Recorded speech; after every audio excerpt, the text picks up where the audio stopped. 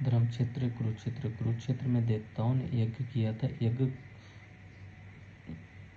था। राजा कुरु ने यहाँ तपस्या की थी। यद्यपि धर्ममय कार्य होने से तथा राजा कुरु की तपस्या भूमि होने से इसे धर्म भूमि कुरुक्षेत्र कहा गया है।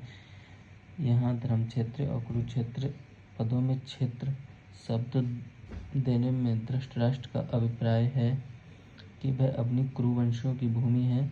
यह केवल लड़ाई की भूमि ही नहीं, प्रयुक्त तीर्थ भूमि भी है, जिसमें प्राणी जीते जी पवित्र कर्म करके अपना कल्याण कर सकते हैं।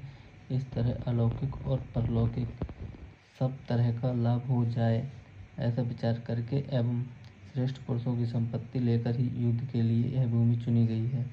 संसार में प्रायः 3 बातों को लेकर लड़ाई होती है, भूमि, धन और स्त्री। तीनों में भी राजाओं का आपस में लड़ना मुख्यतः जमीन को लेकर होता है। यहाँ कुरुक्षेत्र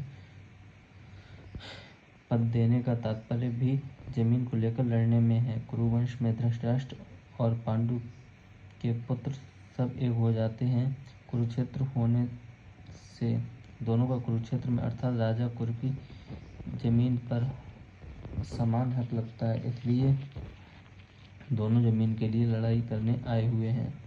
यद्यपि यह अपनी भूमि होने के कारण दोनों के लिए कुरुक्षेत्र पद देना युक्तिगत, न्यायसंगत तथा हमारी सनातन वैदिक संस्कृति ऐसी विलक्षण है कि कोई भी कार्य करना होता है तो वह धर्म को सामने रखकर ही होता है। युद्ध जैसा कार्य भी धर्मभूमि तीर्थभूमि में ही करते हैं, जिससे युद्ध में मरने वाले का उद्धार हो जाए, कल्याण हो जाए। अतः यहाँ कुरुक्षेत्र के साथ धर्मक्षेत्र पद आया है। यहाँ आरंभ में धर्म पद से एक और बात भी मालूम होती है। अगर आरंभ के धर्म पद में धर लिया जाए और 18वें अध्याय के अंतिम श्लोक मम पद में मा लिया जाए तो धर्म शब्द बन जाता है।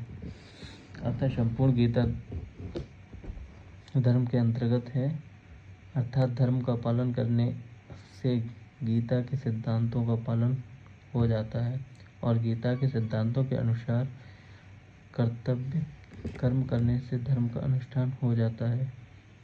इन धर्मक्षेत्र कुरुक्षेत्र पदों में से किसी मनुष्य को यह शिक्षा लेनी चाहिए कि कोई भी काम करना हो तो वह धर्म को सामने रखकर ही करना चाहिए। प्रत्येक कार्य सबके हित की दृष्टि से ही करना चाहिए, केवल अपने सुख आराम की दृष्टि से नहीं। और कर्तव्य अकर्तव्य के विषय में शास्त्रों को सामने रखना चाहिए। संवेता युयुत्सव। राजाओं के द्वारा बार बार संदिग्ध प्रस्ताव रखने पर दुर्योधन संधि करना स्वीकार नहीं किया। इतना ही नहीं, भगवान श्री कृष्ण के कहने पर मेरे पुत्र दुर्योधन ने स्पष्ट कह दिया कि बिना युद्ध के मैं तीखी सुई की नोक जितनी जमीन भी पांडवों को नहीं दूंगा। तब मजबूर होकर पांडवों ने भी युद्ध करना स्वीकार किया। इस प्रकार मेरे पुत्र और पांडु पुत्र दोनों ही सेनाओं के सहित युद्ध की इच्छा से इकट्ठे हुए हैं। दोनों सेनाओं में युद्ध की इच्छा रहने पर भी दुर्योधन में युद्ध की इच्छा विशेष रूप से थी। उसका मुख्य उद्देश्य राज्य प्राप्ति का ही था। वह राज्य प्राप्ति धर्म से हो चाहे अधर्म से, न्याय से हो या अन्याय से, विहित रीति से हो चाहे निषिद्ध रीति से, किसी भी तरह से हमें राज्य मिलना चाहिए, ऐसा उसका भाव था। इसलिए विशेष रूप से दुर्योधन का पक्ष युयुत्सु अर्थात युद्ध की इच्छा वाला था। पांडवों में धर्म की मुख्यता थी। उनका ऐसा भाव था कि हम चाहे जैसा जीवन निर्वाह कर लेंगे पर अपने धर्म में बाधा नहीं आने देंगे, धर्म के विरुद्ध नहीं चलेंगे। इस बात को लेकर महाराज युधिष्ठिर युद्ध नहीं करना चाहते थे, परंतु जिस माँ की आज्ञा से युधिष्ठिर ने चारों भाइयों से द्रौपदी से विवाह किया था, उस माँ की आज्ञा होने के कारण ही महाराज युधिष्ठिर की युद्ध में प्रवृत्ति हुई थी, अर्थात केवल मां के आज्ञा पालन रूप धर्म से युधिष्ठिर युद्ध की इच्छा रखने वाले हुए हैं। तात्पर्य है कि दुर्योधन आदि को राज्य को लेकर ही युयुत्सु थे, पर पांडव धर्म को लेकर उत्सुक बने थे। मामका पांड्याश्चैव पांडव धृतराष्ट्र को पिता के समान समझते थे और उनकी आज्ञा का पालन करते थे। धृतराष्ट्र के द्वारा अनुचित आज्ञा देने पर भी पांडव उचित अनुचित का विचार न करके उनकी आज्ञा का पालन करते थे। अतः यह मामका पद के अर्थ अंतर्गत कौरव और पांडव दोनों आ जाते हैं। फिर पांडवा पद अलग देने का तात्पर्य है कि धृतराष्ट्र का अपने पुत्रों में तथा पांडु पुत्रों में समान भाव नहीं था, उनमें पक्षपात था, क्योंकि पुत्रों के प्रति मोह था। वे दुर्योधन आदि को अपना मानते थे पर पांडवों को अपना नहीं मानते थे। इस कारण उन्होंने अपने पुत्रों के लिए मामका और पांडु पुत्रों के लिए पांडवा पद का प्रयोग किया है, क्योंकि जो भाव भीतर होते हैं वे प्रायः वाणी से बाहर निकलते हैं।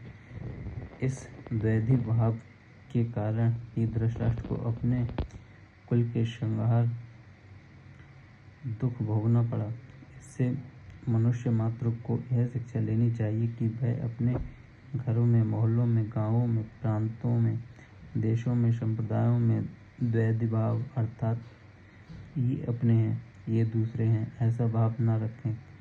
कारण कि द्वैधी भाव से आपस में प्रेम स्नेह नहीं होता, प्रत्युक्त कलह होती है। यहाँ पांडव पद के साथ एवं पद देने का तात्पर्य है पांडव तो बड़े धर्मात्मा हैं, अतः उन्हें युद्ध नहीं करना चाहिए था, परंतु वे युद्ध के लिए रणभूमि आ गए तो वहां आकर उन्होंने क्या किया। मामका और पांडवा, इनमें से दूसरे मामका पद का उत्तर संजय आगे के दूसरे श्लोक 13वें श्लोक तक देंगे कि आपके पुत्र दुर्योधन ने पांडवों की सेनाओं को देखकर द्रोणाचार्य के मन में पांडवों के प्रति द्वेष पैदा करने के लिए उनके पास जाकर पांडवों के मुख्य सेनापतियों के नाम के लिए उसके बाद दुर्योधन ने अपनी सेना के मुख्य योद्धाओं के नाम लेकर उनके रण कौशल आदि की प्रशंसा की। दुर्योधन को प्रसन्न करने के लिए भीष्म जी ने जोर से शंख बजाया। उसको सुनकर कौरव सेना में शंख आदि बज उठे। फिर 14वें श्लोक से 19वें श्लोक तक पांडवा पद का उत्तर देंगे कि रथ में बैठे हुए पांडव पक्षी भगवान श्री कृष्ण ने शंख बजाया। उसके बाद अर्जुन, भीम, युधिष्ठिर, नकुल, सहदेव आदि ने अपने अपने शंख बजाए, जिससे दुर्योधन की सेना हृदय दहल गया। उसके बाद भी संजय पांडवों की बात कहते कहते 20वें श्लोक से श्री कृष्ण और अर्जुन के संवाद का प्रसंग आरंभ कर देंगे। किम कुर्वन्त। किम शब्द के अर्थ 3 होते हैं, विकल्प, निंदा और प्रश्न। युद्ध हुआ कि नहीं, इस तरह का विकल्प तो यहाँ लिया नहीं जा सकता, क्योंकि 10 दिन तक युद्ध हो चुका है और भीष्म जी को रथ से गिरा देने के बाद संजय हस्तिनापुर आकर धृतराष्ट्र को बाकी घटना सुना रहे हैं। मेरे और पांडु पुत्रों ने यह कह किए जो कि युद्ध कर बैठे, उनको युद्ध नहीं करना चाहिए था। ऐसी निंदा या आक्षेप भी यहाँ नहीं लिया जा सकता, क्योंकि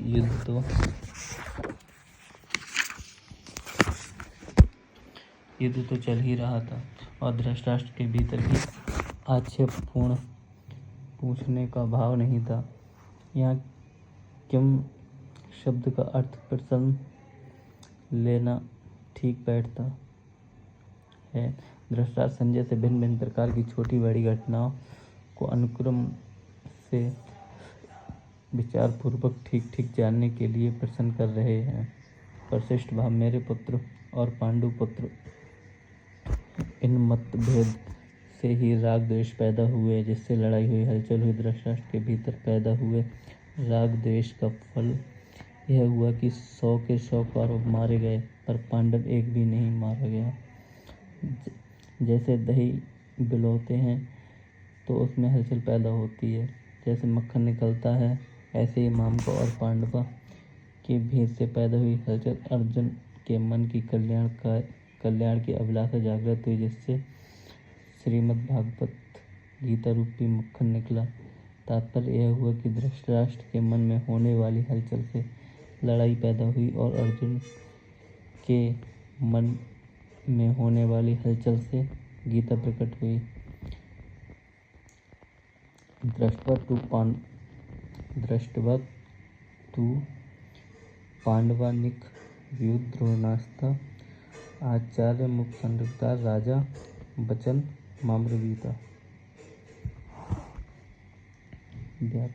तथा जिस समय दोनों सेनाएं युद्ध के लिए खड़ी हुई थीं, उस समय की बात संजय यहाँ यदा पद से कहते हैं, कारण कि धृतराष्ट्र का प्रश्न युद्ध की इच्छा रखने वाले और मेरे और पांडु पुत्रों ने क्या किया, इस विषय को सुनने के लिए ही है।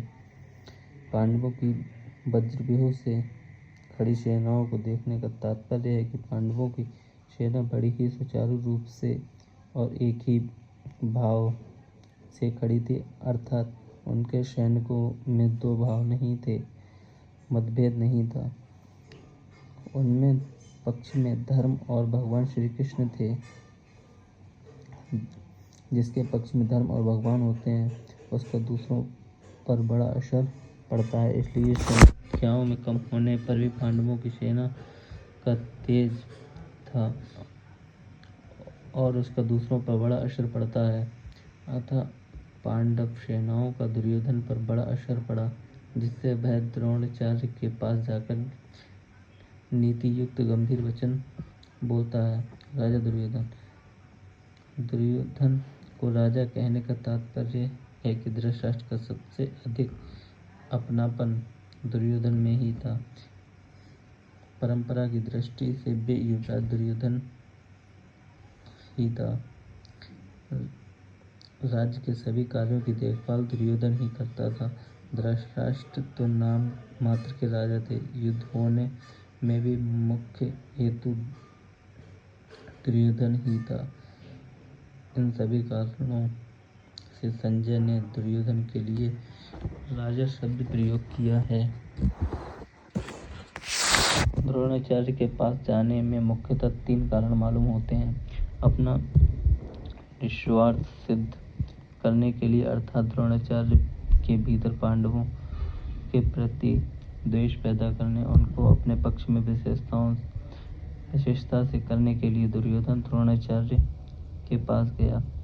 दूसरा, व्यवहार के गुरु के नाते आदर करने के लिए द्रोणाचार्य के पास जाना उचित था। मुख्य व्यक्ति का सेना में यथास्थान खड़े रहना बहुत आवश्यक होता है, अन्यथा व्यवस्था बिगड़ जाती है। इसलिए दुर्योधन का द्रोणाचार्य के पास खुद जाना उचित ही था। यहाँ शंका हो जाती है कि दुर्योधन को तो पितामह भीष्म के पास जाना चाहिए था, जो कि सेनापति थे, पर दुर्योधन गुरु द्रोणाचार्य के पास ही क्यों गया? इसका समाधान यह है कि द्रोण और भीष्म दोनों उभय पक्षपाती थे, अर्थात वे कौरव और पांडव दोनों का ही पक्ष रखते थे। उन दोनों में भी द्रोणाचार्य को ज्यादा राजी करना था, क्योंकि द्रोणाचार्य के साथ दुर्योधन का गुरु के नाते स्नेह था, पर कुटुंब नाते स्नेह नहीं था, और अर्जुन पर द्रोणाचार्य की विशेष कृपा थी। अतः उनको राजी करने के लिए दुर्योधन उनके पास जाना ही उचित था।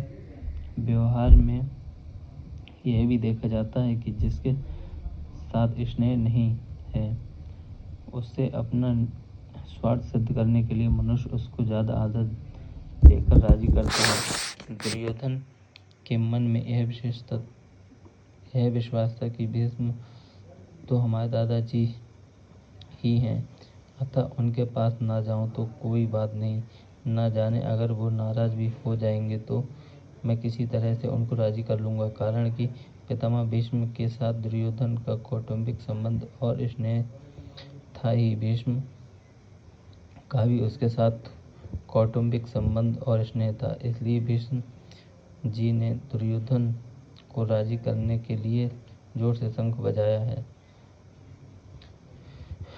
वचन मामृवरीत। यहाँ अम्रवृत कहना ही पर्याप्त था, क्योंकि अम्रवृत क्रिया के अंतर्गत ही वचनम आ जाता है, अर्थात दुर्योधन बोलेगा तो वचन ही बोलेगा।